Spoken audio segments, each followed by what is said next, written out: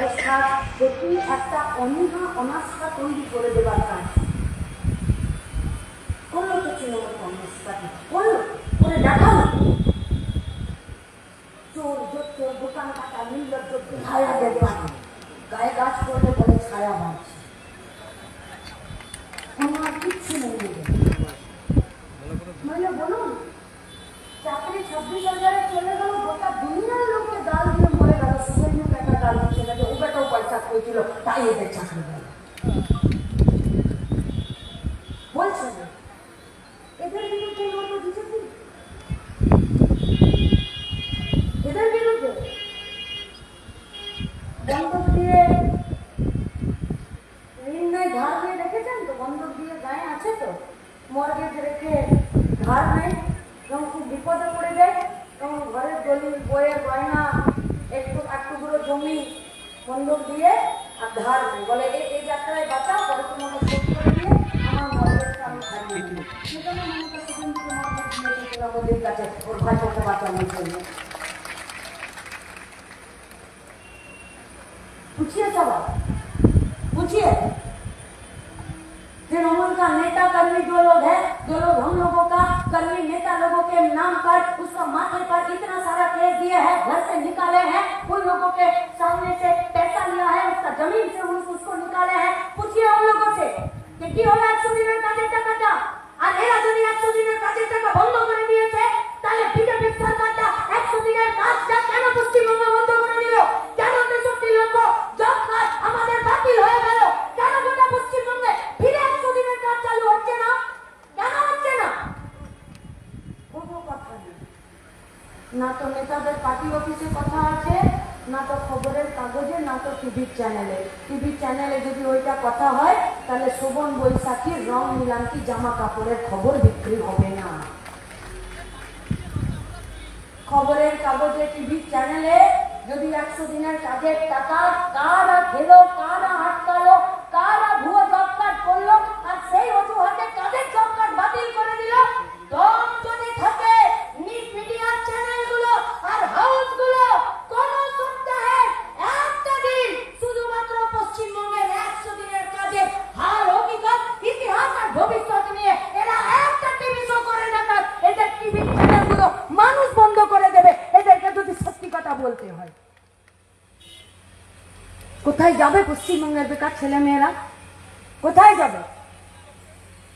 पूछिए सवाल इन लोगों से, ये भाजपा वालों से, যে কেন রেশন দোকানে আমাদের খাবার উপরে যে টাকাগুলো বরাদ্দ ছিল একটার পর একটা বাজেট পেশ করে কেন তোমরা টাকাগুলো তুলে নিলে? যান জিজ্ঞেস করুন যে কেন আমাদের স্বাস্থ্য শিক্ষাতে যে টাকার বরাদ্দগুলো ছিল সেই টাকার বরাদ্দ প্রতিদিন কেন কমে যাচ্ছে? কোনো জবাব নেই। দেশের সরকার বিজেপির পার্টিটা প্রতিটা দিন জলের দরে দেশের সম্পত্তি বেচে দিচ্ছে, নইলে অন্যের ঘাড়ে অন্যের হাতে চাপিয়ে দিচ্ছে। রেল স্টেশনগুলো দেখেছেন কত ঝাঁ চকচকে? রেল স্টেশনগুলো দেখছেন কত সাজানো গুজানো করছে? কিন্তু রেলে প্রতিদিন কর্মী সংকোচন হচ্ছে, যারা চাকরি করবে তাদের নিয়োগ হচ্ছে না। তার মানে রেলের পয়সা আছে তবে বলে তো রেলগুলোকে, স্টেশনগুলোকে, প্ল্যাটফর্মগুলোকে এত ঝাঁ চকচকে করছে, কিন্তু সেই টাকাতে নতুন করে কোনো চাকরি দিচ্ছে না। কেন এলআইসিটা বেঁচে দিল লাস্ট বাজেটে? কেন বিএসএনএল এর কোনো নাম গন্ধ নেই? কেন গোটা পূর্ব মেদিনীপুরে এই যে গভীর সমুদ্র বন্দর, এই যে হলদিয়া ডক, সেখানে কেন সেন্ট্রাল গভর্নমেন্ট বিজেপি পার্টি যারা আজকে দেশের সরকারটা পরিচালনা করছে, কেন অন্য দেশের সাথে বাণিজ্যের সম্পর্ক ভালো করার জন্য এই নদী বন্দরগুলোকে, এই সমুদ্র বন্দরগুলোকে ফিরে ভালো করে চালাবে না? আসল কথায় কোনো কথা নেই। প্রতিদিন এই পশ্চিমবঙ্গের বুকে ভুল এজেন্ডা। কে গরুর মাংস খাচ্ছে, কে ছাগলের মাংস খাচ্ছে, কে মন্দিরে যাচ্ছে, কে মসজিদে যাচ্ছে, কে লুঙ্গি পরছে, কে ধুতি পরছে, কে কোন ভাষায় কথা বলছে। শিলিগুড়ি থেকে ঝাড়গ্রাম প্রত্যেকটা দিন হিন্দি ভাষায় কথা বলছে, মারো একে। এ লুঙ্গি পরে আছে, মারো একে। এ টিকা পরে আছে, মারো একে। একে বের করে দাও। প্রত্যেকটা দিন পশ্চিমবঙ্গের বুকে কবে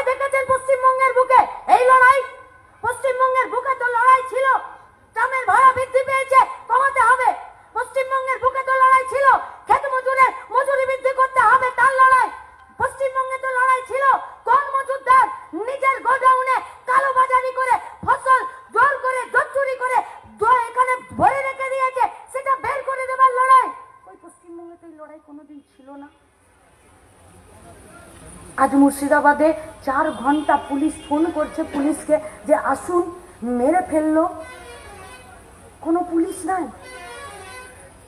তার বিরুদ্ধে পশ্চিমবঙ্গের বিধানসভাতে কোনো আলোচনা নেই। দেশে কাশ্মীরের পেহেলগামে 26 জনকে খুন করে দিল সন্ত্রাসবাদীরা। কি বলেছিল বিজেপির পার্টিটা? কি বলেছিল বিজেপির পার্টিটা? তো বলেছিল যে 370 নম্বর ধারা যদি বাতিল হয়ে যায় আর যদি ডিমনিটাইজেশন হয়, নোটবন্দি হয়ে যায়, তাহলে সন্ত্রাসবাদের টুটি টিপে দেবো। তাহলে 26 জনকে নিজের প্রাণ কেন দিতে হলো জিজ্ঞেস করবে না দেশের মানুষ? আর এটা জিজ্ঞেস করতে গেলেই বলছে তোমরা দেশদ্রোহী। মোদী সরকার যখন গোটা রাজ্যের দেশের সব পলিটিক্যাল পার্টিগুলোকে একসঙ্গে মিটিংয়ে ডাকলো, কোনো পার্টি বললো যে মিটিংয়ে যাব না? গোটা দুনিয়ার দরবারে ভারতবর্ষের এমপিদেরকে পাঠালো যে আমরা কি করেছি সন্ত্রাসবাদের বিরুদ্ধে, কি হয়েছে কি না হয়েছে, কাশ্মীরে কি হলো সেটা বলতে যাবার জন্য পাঠিয়েছিল। কেউ কি মানা করেছিল? করেনি তো। তারা সেখানে মিটিংয়ে গিয়ে কি কি বলে এলো সেগুলো তো আমাদেরকে জানতে হবে। লাল ঝান্ডার এমপি সেও তো গেল, সেও তো ওখানে বলে এলো। সে যখন ফিরে এলো, এয়ারপোর্টে নামলো, ব্রিটাস কি বললো? বললো দেশের সরকার চেয়েছিল যে এই সময় গোটা দেশ এক থাকুক, গোটা দেশ এক পায়ে এগিয়ে দাঁড়িয়েছিল যে এখন না তো কেউ হিন্দু, না তো কেউ মুসলমান, না তো কেউ তৃণমূল, না তো কেউ বিজেপি, না তো কেউ কংগ্রেস, না তো কেউ লাল ঝান্ডা। এখন আমাদের একটাই পরিচয়, আমরা ভারতীয়। আর সন্ত্রাসবাদের বিরুদ্ধে আমাদেরকে লড়াই করতে হবে। সেনাদের তাদের বুকের বল বাড়াতে হবে। এর বাইরে তো কিছু বলেনি। আর কি বললো? बोलो देश का सरकार जो चाहा वो जब हम लोगों ने किया है तो हम लोग जो चाह रहे हैं वो भी देश के सरकार को करना चाहिए। কি চাইলো? কি চাইছিল বামপন্থী আন্দোলনের এমএলএরা এমপিরা? বললো কেন সন্ত্রাসবাদে 26 জন মরলো? কোথা থেকে সন্ত্রাসবাদ এলো? পুলওয়ামাতে 370 কিলো আরডিএক্স কোথা থেকে এসেছিল?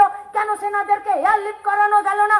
কেন সেখানকার গভর্নর সে যখন বিরোধিতা করলো, পরে সে যখন চলে গেল নিজের পদ থেকে, সেও যখন বলেছিল যে না এটাতে আমাদেরও মত ছিল না, আমরাও চেয়েছিলাম যে এখানে সেনাদেরকে নিরাপত্তা দেওয়া হোক, সেই প্রশ্নে কি হলো? তাহলে পুলওয়ামা আর এদিকে পেহেলগাম এই সমস্ত বিষয়ে সংসদের ভেতরে একটা আলাদা করে অধিবেশন করে আর সেখানে চর্চা হোক। ভুল বলেছে, ভুল বলেছে। আমাদের সুরক্ষা আমাদেরকে দেখতে হবে না?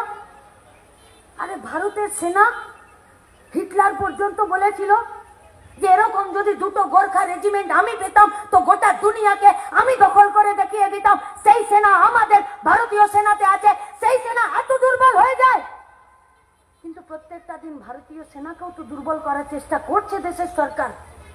4 বছরের অগ্নিবীরের প্রজেক্ট, 4 বছর একটা ছেলে মেয়ে কাজ করবে আর 4 বছর পরে তাকে রিটায়ারমেন্ট দিয়ে দেবে। সিভিক যেমন ভলেন্টিয়ার সিভিক, পুলিশের সিভিক, সমস্ত ঠিকা শ্রমিক, সেরকম সেনাতেও 4 বছরের অগ্নিবীর আসবে না ফিরে প্রশ্নগুলো যে আমার দেশের নিরাপত্তার জন্য আপনার কি ভূমিকা? শুধুমাত্র যুদ্ধ করে জিতবে নাকি দেশ? বাইরের দেশগুলোর সাথে আমাদের সম্পর্ক ঠিক থাকতে হবে না? আর্থিক সম্পর্ক, কোন নদী কোন দেশে যাচ্ছে, কোন পাহাড়ের সঙ্গে আমাদের কোথায় ভাগ, সেসব ক্ষেত্রে কথা থাকতে হবে না? বলছি এসব প্রশ্ন করা যাবে না। পশ্চিমবঙ্গের ভারতবর্ষের মানুষরা কি গরু ছাগল ভেড়া নাকি যে গলাতে একটা পাগা দিয়ে আর গোটা মাঠে ছেড়ে দিবে আর সারাদিন চড়ে বেড়াবে আর সন্ধ্যাবেলা দড়িটা নিয়ে এসে আর গোয়াল ঘরে বেঁধে দেবে আর ঘরে যে চারাটা দেওয়া থাকবে সেটা চেবাতে চেবাতে রাতের বেলা চাবর কাটবে আর প্রতিদিন আবার হাল দিয়ে বেরিয়ে যাবে? আরে মেধা আছে বলেই তো সুকুমার সেনগুপ্তরা, মেধা আছে বলেই তো মাতঙ্গিনী হাজরারা, মেধা ছিল বলেই তো ক্ষুদিরাম বসুরা, মেধা ছিল বলেই তো বিদ্যাসাগররা এই দেশ গঠন করার জন্য, দেশ থেকে ব্রিটিশদেরকে তাড়ানোর জন্য কেউ নিজের লেখাপড়ার দ্বারা গোটা ভারতবর্ষকে শেখাতে চেয়েছিল আর কেউ গুলিটা নিজের বুকে খেয়েছিল। আমরা তো তাদের উত্তরসূরি। প্রশ্ন করব না আমরা? একটা মানুষ যখন মরে যায় তখন সে আর প্রশ্নও করে না, পাশ ফিরেও শোয়ে না, তার কোনো শরীরে আর কোনো অনুভূতিও থাকে না। আর যে মানুষ বেঁচে থাকতেও প্রশ্ন করে না, তার শরীরে কোনো মায়া মমতা থাকে না, দুঃখ থাকে না, প্রশ্ন করতে পারে না, অনুভূতি থাকে না, তাহলে সেই মানুষ বেঁচে থাকা আর মরে থাকা দুটোই তো সমান। তাহলে দেশের তৃণমূল বিজেপি কি চাইছে? যে এই প্রজন্ম যারা ইয়াং জেনারেশন প্রশ্ন করলেই বলবে যে তুমি পাকিস্তানি, প্রশ্ন করলেই তুমি বলবে যে তোমরা দেশদ্রোহী, প্রশ্ন করলেই তুমি বলবে যে এখন সেনারা বর্ডারে ওখানে যুদ্ধ করছে আর তোমাদের এইসব প্রশ্ন করছে। अरे अगर इतना ही तुमको मालूम है तो LIC को क्यों बेच दिया भाई? माइनस ग्लेशियर में टेम्परेचर में जो सेना वहां पर काम करता है और पाए জুতোর জন্য তো LIC পয়সা দেয়, সেই LICটা কোন বাপের কথাতে বেচে দিলে? তাহলেও তো সেনাদের জন্য কাজ হচ্ছিল। কই সেসব বিষয় তো তোমাদের কোনো কথা নেই।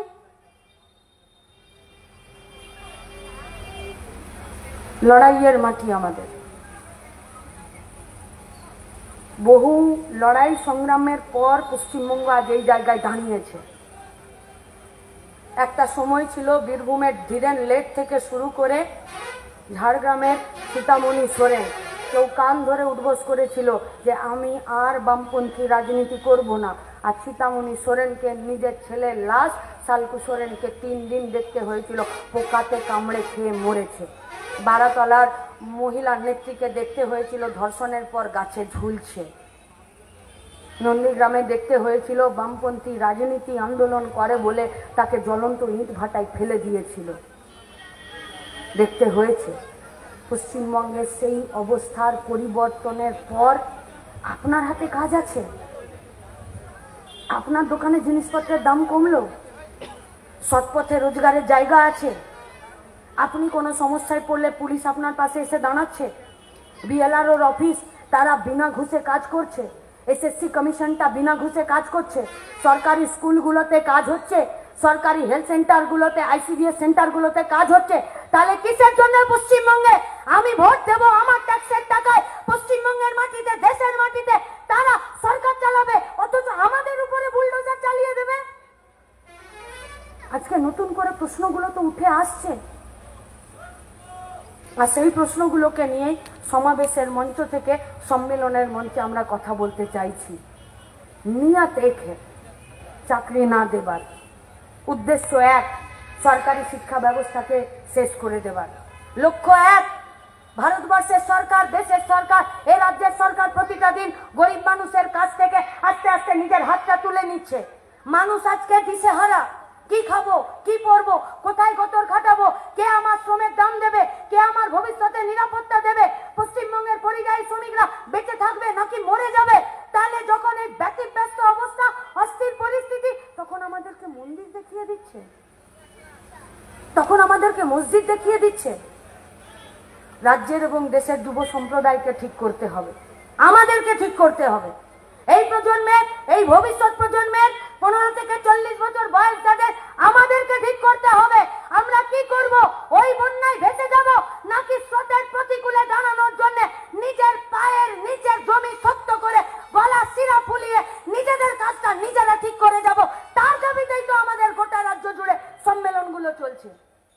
আর যখন পূর্ব মেদিনীপুরে আপনাদের এখানে এসে আমরা বক্তৃতা করছি, কলকাতাতে আমাদের কমরেডরা ফুটবল খেলা করাচ্ছে সম্প্রীতির জন্য, পূর্ব বর্ধমানে তখন সেখানে কনভেনশন হচ্ছে, আলিপুরদুয়ারে তখন কনভেনশন হচ্ছে, আগামীকাল কোচবিহারে, ঝাড়গ্রামে DYFI নিজেদের ইতিহাসের ফিরে চর্চা করছে। সকাল থেকে এখন পর্যন্ত DYFI এর কমরেডরা কোন হসপিটালে কোন রোগী ব্লাড পায়নি তার ব্যবস্থা করছে। সপ্তাহে 4টা দিন DYFI এর এমন যায় যে পরিযায়ী শ্রমিকরা বাইরের রাজ্যে পড়ে আছে, RPFরা পেটাচ্ছে, ভাষা বাংলাদেশি, ভাত লুঙ্গি এইসব দেখে তাদেরকে পেটাচ্ছে, মরে যাচ্ছে, কাজ করতে গিয়ে তারা মরে যাচ্ছে, তাদেরকে ফেরত আনার ব্যবস্থা করতে হচ্ছে।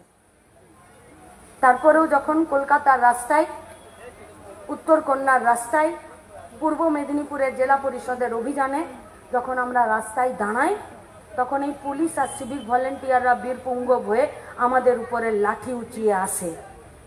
আর যতক্ষণ না আমাদেরকে পিটিয়ে ওরা ঠান্ডা করতে পারে, আর যতক্ষণ না পর্যন্ত আমাদেরকে লকআপে ভরে দিতে পারে, ওদের উপর থেকে অর্ডার আসে না যে এবারে লাঠি চার্জটা বন্ধ করো। মইদুলকে হারিয়েছি শুধুমাত্র লাঠি চার্জে মরেছে বলে, কিন্তু এরা কোথায় জব্দ জানেন তো? যখন অনুব্রত এদেরকে মা বোন তুলে খিস্তি দেয় তখন এরা জব্দ হয়ে যায়, তখন এদের লাঠি ওঠে। আমাদের এক নেতা বলছিল যে পুলিশকে তোমরা এত গাল দাও, আমরা বললাম যে আমরা তো তাও ভদ্র গাল দিই, অনুব্রতর খিস্তি যদি দিয়ে মাফিনামা লিখে দেয়, এরা তো টেবিলের তলায় কেন, আর কোথাও লুকানোরও জায়গা পাবে না। আমাদেরকে তো একজন বলছিল যে পুলিশ নাকি এখন বাড়ি গিয়ে রাতে খাবার খায় না, শুধু জল খেয়ে ঘুমিয়ে যায়। বলছে সারাদিন ভর এত খিস্তি খেয়েছি না, ওতেই পেট ভরে গেছে। কে দিচ্ছে অর্ডার এদেরকে? আচ্ছা, এদের চামড়াটা কি গন্ডারের থেকেও মোটা হয়ে গেছে বলুন তো?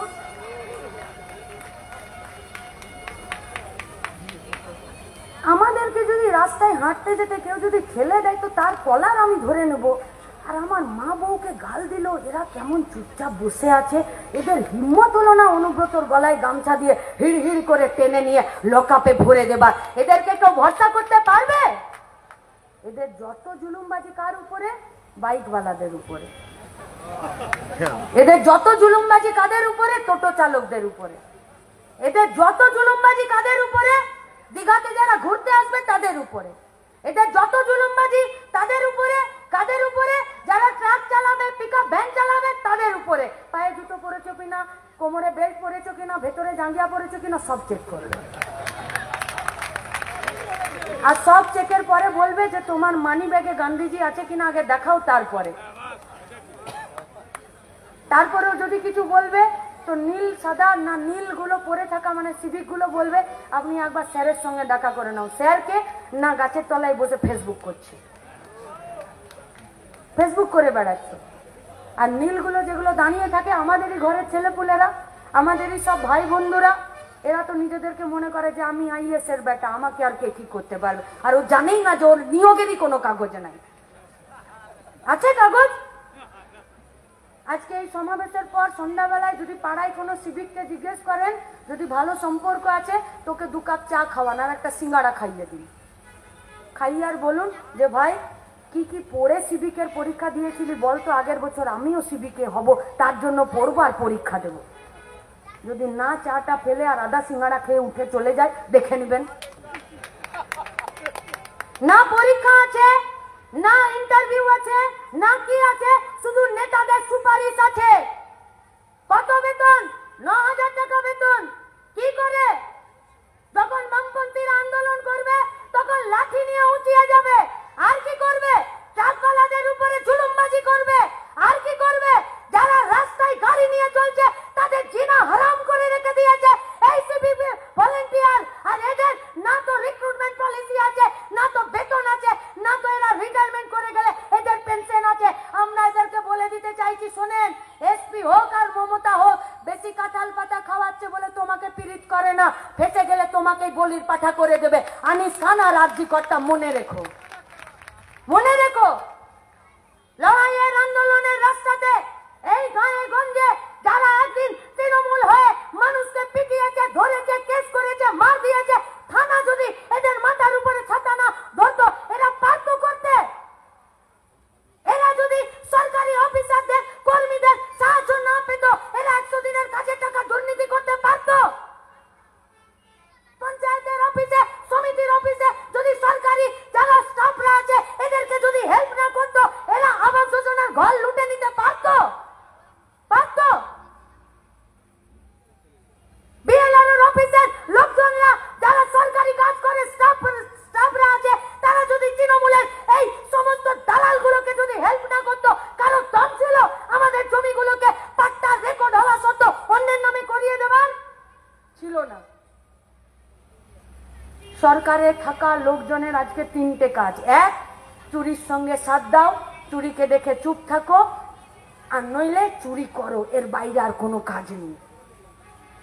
আমরাও আপনাদেরকেও বলছি, সরকারি অফিস আদালতে যে সমস্ত ছেলেমেয়েরা কাজ করছে তারা যখন এর বিরুদ্ধে রুখে দাঁড়াতে চাইছে এদেরকে বলছে ঘেউ ঘেউ করো না, এদেরকে ট্রান্সফার করে দিচ্ছে। আমরা আপনাদেরকে বলছি, আপনি আপনার জন্য কাজ করছেন না, আপনি চাকরি পেয়েছেন এই দেশের জন্য, এই রাজ্যের জন্য। আর আপনার টেবিলে, আপনার অফিসে, আপনার কাউন্টারে আপনার লড়তে গিয়ে যদি কোথাও অসুবিধা হয়, ডিওয়াইএফআই কথা দিচ্ছে লড়ে যান। বাইরে, অফিসের বাইরে যারা আপনাদের নিরাপত্তাতে দাঁড়িয়ে থাকবে তারা ডিওয়াইএফআই। আর যদি মানুষের বিরুদ্ধে কাজ করেন, তাহলে কিন্তু পাবলিক পিটিয়ে বৃন্দাবন দেখিয়ে দিবে, জগন্নাথ ধামও দেখতে দিবে না। সেদিনের জন্যও ব্যবস্থা এবং নিজেদেরকে প্রস্তুতি নিয়ে রাখতে হবে। শেষ কথা মানুষ বলে, আর মানুষের শেষ কথা বলার জন্যে আমরা যারা একসঙ্গে আজকে কাজ করছি, সেই কাজের মধ্যে থেকেই আমরা আপনাদের কাছে আবেদন এবং দাবি করতে এসেছি। খুব কঠিন লড়াইয়ে নেমেছি আমরা, যে লড়াইয়ে মানুষকে পাশে পেয়ে যে কাজগুলোকে সামনে রেখে আমরা সমাজতন্ত্রের লক্ষ্যে এগোতে চাইছি, সবার জন্য কাজ শিক্ষার দাবিতে এগোতে চাইছি, আমাদের দেশের ধর্মনিরপেক্ষতাকে রক্ষা করার জন্য এগোতে চাইছি, গরিব প্রান্তিক মেহনতি খেটে খাওয়া মেহনতি মানুষের জন্য তাদের রুটি রুজিকে নিরাপত্তা সুরক্ষিত করার জন্য আমরা লড়াই করছি।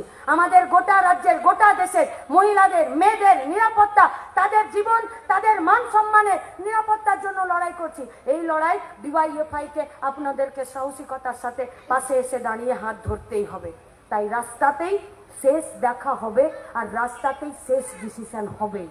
তাই যারা আজকে সমাবেশে এসেছেন, 12 তারিখে ফিরে আপনারা আরও একটি সমাবেশে যুক্ত হবেন, সেটা শ্রমিক সংগঠনের দাবিতে।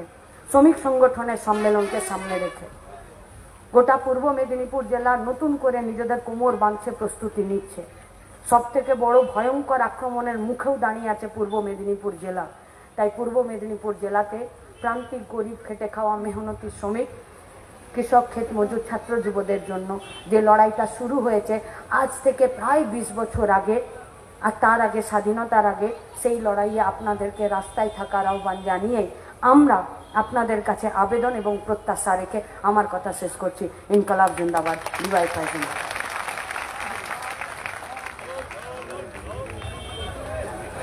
অভিনন্দন জানাচ্ছি আমাদের রাজ্যের সম্পাদিকা কমরেড মীনাক্ষী দিকে। সবাইকে অভিনন্দন জানিয়ে এখানে আমাদের এই প্রকাশ্য সমাবেশ সমাপ্তি ঘোষণা করা হলো। আচ্ছা কমরেড, একটা গেট আছে, একটু যারা সামনের দিকে আছেন দাঁড়িয়ে যাবেন, পেছনে যারা আছেন তারা আস্তে আস্তে করে বেরিয়ে যাবেন। আচ্ছা কমরেড, আমাদের